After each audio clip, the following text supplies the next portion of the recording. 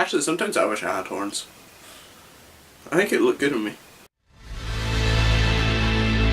Horns is directed by Alexandra Aj. It's Alexandra's son, you probably know what it is. And stars Daniel Radcliffe and Juno Temple. And probably a couple of other people that I don't know the names of because I can't be bothered looking it up. And the thing about this film's basically Daniel Radcliffe grows horns and it's all crazy. And it's just a messed up film in every way, in every good sense of the word. It's one of these films that's definitely not for everyone. It is messed up. It basically, it would, if there was a record for the most WTF moments in a film, this one would like top of the chart. It just goes for it, and the stuff that it says just comes out of nowhere. But it feels natural with the film, if that makes any sense. And that's a really good thing, obviously, for it to be natural. For all the weird stuff that happens, it's just like a weird film. It is like the director or the writer of the book, which it's based off, is just walked into like my mind. It is some of the weird stuff that I think about. Mostly weird, most stuff, yeah, I'm trying to defend my mind at the moment, but you get the point. It is weird, strange, it's funny at times, it's disturbing at other points, it's this incredible weird mix that works. We've got Daniel Radcliffe in this role, and he's British. He's not American, he's playing an American, but Daniel Radcliffe, I think, for the most part, is good.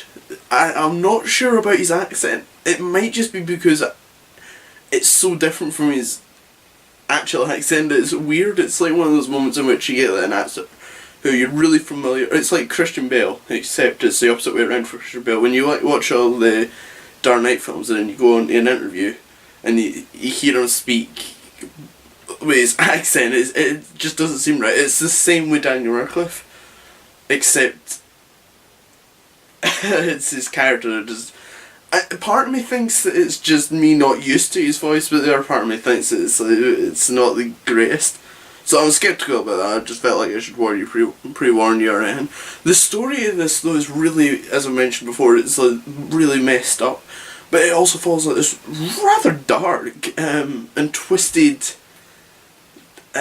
mystery. It's all about who killed Daniel Radcliffe's girlfriend and did Daniel Radcliffe actually do it, and it's all that sort of stuff, and it's really good. It has a lot of religious symbols which I can get irritated with.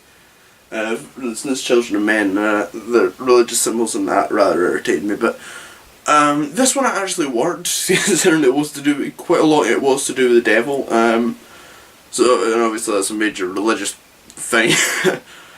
So it made sense. There had quite a bit of symbolism and stuff like that. It didn't distract from the film.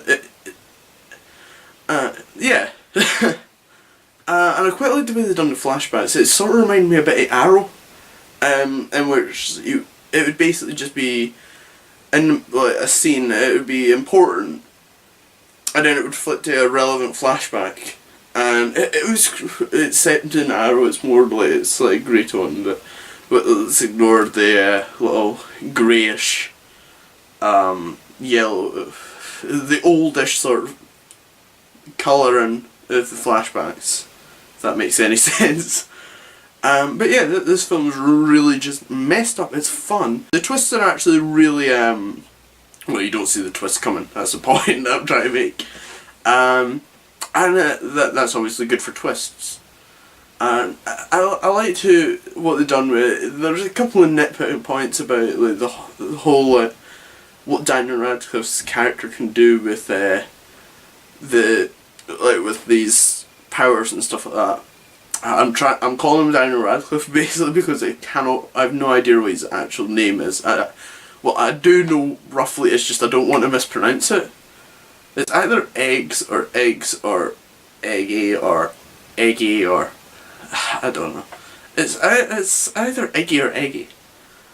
and I feel like one's something from Box Trolls, and the other one's from Horns, so avoid that. Okay? You can comment and tell me what it is and everything like that and make me feel like an idiot, but I saved myself by not saying it, which I've kind of just told you now. Move on. The special effects for the film are actually rather good. The thing is, it's pretty good for a 15. They're restraining themselves with the special effects. There isn't that many, and there's the occasional bit with snakes, and I'm not even sure if those were CGI points. I mean, there was some points where they definitely were real, or maybe not. Or see, that's good CGI or practical effects or snakes, nice snakes. I don't know. Occasionally the CGI is a bit off. At the end, the CGI is straight. It switches from being really good to not terrible but mediocre. So there's that. I mean, I don't, and to be honest, the fact that it's not really a lot of CGI, you can clearly tell they saved a budget for those moments. It doesn't actually. They're quite lucky with this film. The way that I have no idea. I've never read the book, so I don't know how often like the big CGI moments or strange stuff like that happens. But this seem to have focused, like, conserved most of their budget for the end bit, and it's just for the big like effects and Daniel Radcliffe and stuff like that. So basically, this film is messed up in a good way. It has some issues, like a bit of CGI, unsure about Daniel Radcliffe's acting, nitpicking stuff like his powers, and it's nothing really. But so I think I'm gonna give this film I'm gonna give it a 9 out of 10 because I just had such a blast with this film. It is like stepping into my mind, which is probably why I liked it. Don't go in expecting the craziness. Okay, it did catch me off guard at first, and I wasn't sure how to react to it. But then I started to accept it, and it's so much fun once you accept the sort of WTF moments and everything like that. It's a lot of fun. As always, remember to like and subscribe. And I feel like asking you a question: what's your favourite Daniel Radcliffe film outside of Harry Potter? It can be anything. It can be anything out of Harry Potter. Outside of Harry Potter.